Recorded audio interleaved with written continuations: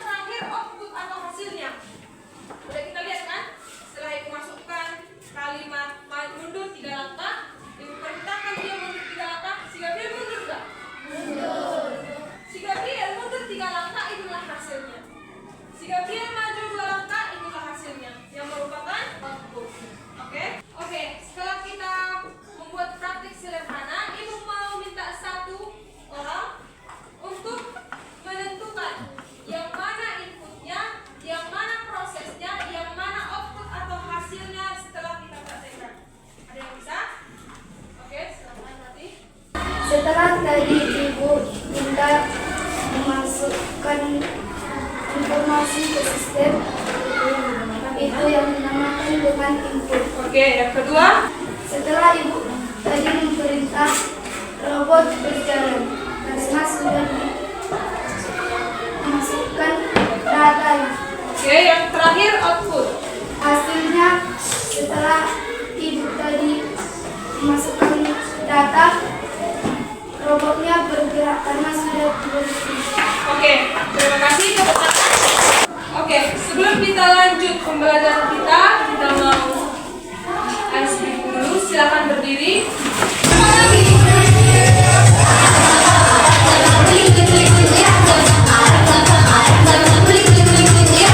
Oke, untuk memperdalam pengetahuan kita akan melaksanakan penerapan algoritmik thinking dengan metode TLAC. Ibu akan berbagi kelompoknya, dan kelompok yang kita gunakan kelompok yang sudah dibentuk ini saja. Oke, Ibu akan berbagi depan kerjanya atau petunjuk penggunaannya.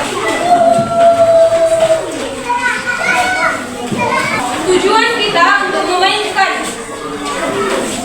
program sederhana PitoBlocks yaitu membuat program agar kalian bisa menjawab pertanyaan mengenai bilangan prima dengan menggunakan blok kode PitoBlocks. Nah, nanti kita akan simulasi bersama, diikuti langkah-langkah yang sudah Ibu buat. Oke, silakan login. Dan seperti ini tampilannya. Kita pilih, ada langkah kedua apa? Pilih yang blok. Tampilannya seperti ini. Udah? Oke, Ibu akan bagi yang kelompok ini, kelompok 1 menggunakan animasi jog. Klik menu sensor. Klik menu sensor lalu seret balok dengan tulisan tanya dengan masukkan angka. Oke, ada sensor di sini kan? Masuk ke sensor, tarik yang ada tulisan tanya apa namamu. Nah, kalimat yang di dalam ini apa namamu kita ganti dengan lalu kata main variabelnya kita ganti dengan namakan ulang variabel. Sudah? Namakan ulang variabel bisa? Ditulis dengan oke. Udah sampai tampilannya kayak gini. Udah? Masuk ke aturan nomor 7. Masuk ke sensor. Klik. Ada di situ jawaban. Ada balok jawaban. Seret balok jawaban ke dalam balok atur yang ke angka 0. Sudah? Tampilannya seperti ini. Oke, kita masuk ke aturan nomor 8. Masuk ke menu kontrol. Ya, ada di situ jika maka, jika tidak. Ada 3 baloknya. Oke, diseret ke bawah. Next.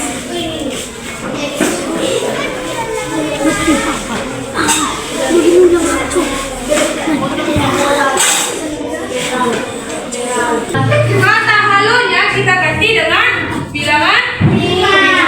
Sudah, tampilannya seperti ini.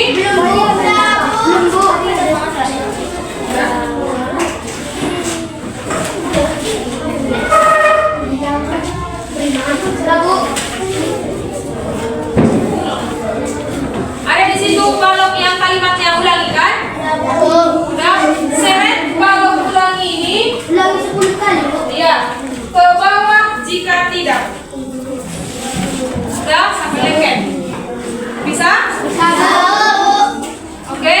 Aturan nomor 12.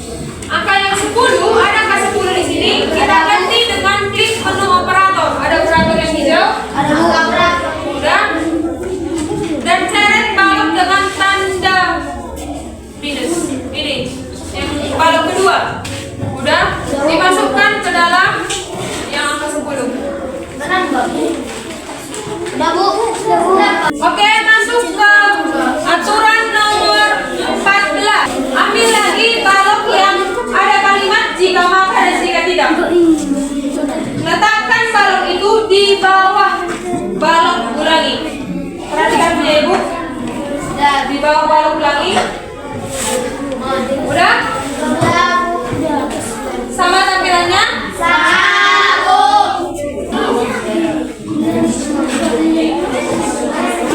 Sama tampilannya? Kalian salah.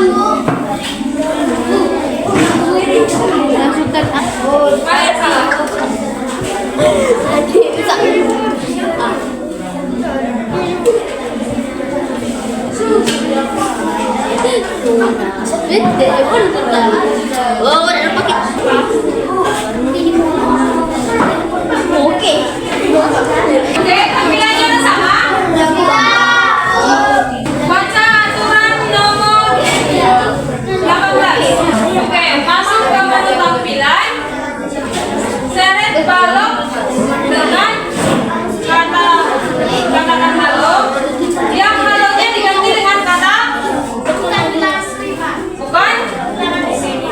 Sudah? Oke. Langkah terakhir 19 selanjutnya dibaca bersama. Langkah terakhirnya di bawah balok. Jika tidak, kita isi dengan masuk ke menu tampilan. Ya. Ada balok katakan halo? Ada? Silakan diseret ke bawah jika tidak, dan kata halonya diganti dengan Ibu mau tanya, sudah selesai semua? Nanti tampilan akhirnya seperti ini ya. Inilah hasilnya. Ini hasil balok yang sudah kita seret. Inilah data-data yang akan kita masukkan ke sprite yang akan kita tanyakan. Oke? Untuk memperdalam pengetahuan kita mau mempresentasikan hasil yang sudah dikerjakan per kelompok 3. Oke, silakan kelompok 3.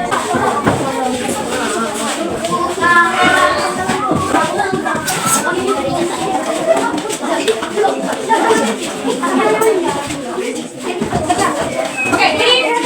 Halo teman-teman. Hai. Kami kelompok 3 menampilkan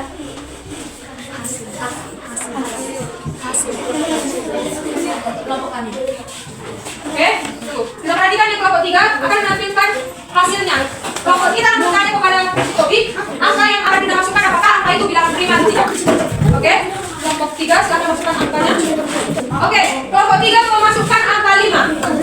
Kelompok 3 mau bertanya angka 5 itu bilangan prima atau tidak. Oke, silakan diklik jawabannya. Oke, si Tobi menjawab angka 5 adalah bilangan prima. Oke, coba masukkan lagi angka. Requestan dari kelompok 1. Angka berapa? 9. Angka 9. Kelompok 1 angka 9. Oke, stop. Angka 9. Akan kita tanya apakah dia bilangan prima atau tidak. Kelompok 4. Kelompok 4 yang mana? Kelompok 4 siapa? Oke, sebelum kita tanya kepada si Tobi, kelompok 4 dulu yang menjawab. Angka 9 bilangan prima atau tidak? Bilangan? Prima. Oke, kita cek. Oke, ternyata angka 9 adalah bilangan prima. Oke, kelompok 3 menampilkan hasil yang sangat bagus. Berikan tepuk tangan. Oke, yang kita handphone bisa tunjukkan handphonenya. Lagi. Oke, kelompok 3 juga menampilkan selain laptop mereka menggunakan di handphone. Oke, ini merupakan hasil presentasi dari kelompok 3. Oke, ucapkan terima kasih. Halo teman-teman. Hai. Kami dari kelompok 1 akan mempresentasikan hasil diskusi kami. Angka yang pertama kami masukkan 9. Oke, kelompok 1 ingin mempresentasikan dengan menanyakan si Tobi angka 9. Itu merupakan bilangan prima atau tidak? Menurut kelompok 1, bilangan prima atau tidak angka 9? Bilangan prima. Bilangan prima ya. Oke, kita cek. Silakan. Oke, ternyata angka 9 merupakan bilangan prima. Oke, masukkan angka berikutnya. Di request dari kelompok 3. Kelompok 3 mau angka berapa? Oke, masukkan angka 50. Stop. Kita cek. Tadi di kelompok dari kelompok 3 kan? Menurut kelompok 3, angka 3 bilang tidak. Oke, kita cek. Oke, ternyata 50 bukan 85. Oke, kita sudah melihat presentasi dari kelompok 1 dan presentasinya berhasil. Berikan tepuk tangan untuk kelompok 1. Oke, kelompok 1 juga menggunakan handphone dan handphonenya juga berhasil. Oke, terima kasih. Tepuk tangan untuk kelompok 1.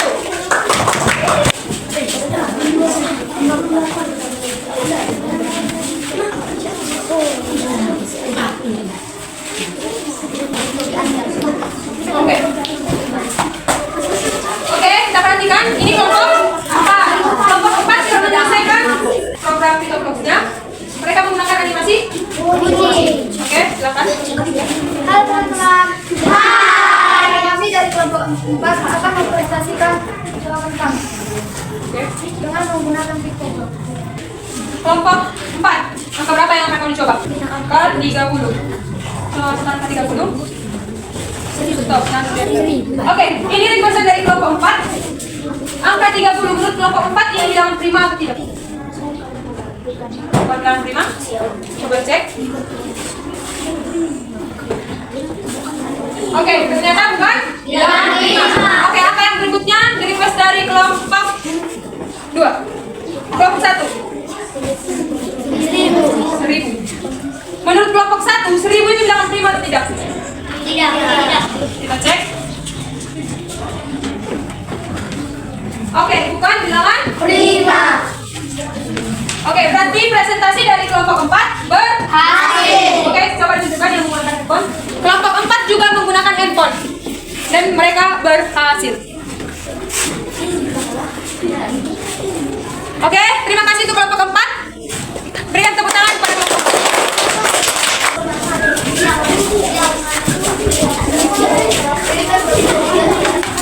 Oke, diperhatikan kelompok 2 mau presentasi. Silakan. Kami dari kelompok 2 ingin menampilkan mempresentasikan jawaban kami. Oke, kelompok 2 mau mencoba dengan angka berapa? Angka 22. Oke. Kita cek angka 22 apakah bilangan prima atau tidak?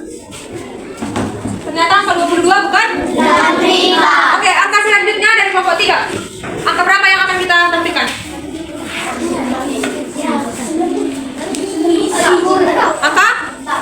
Oke, kita cek angka 40. Apakah bilangan prima atau tidak?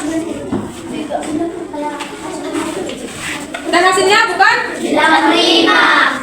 Oke, kelompok 2 ya. Kelompok 2 menampilkan hasil presentasi yang luar biasa dan menyelesaikan dengan benar. Yang handphonenya yang bisa, silakan tunjukkan.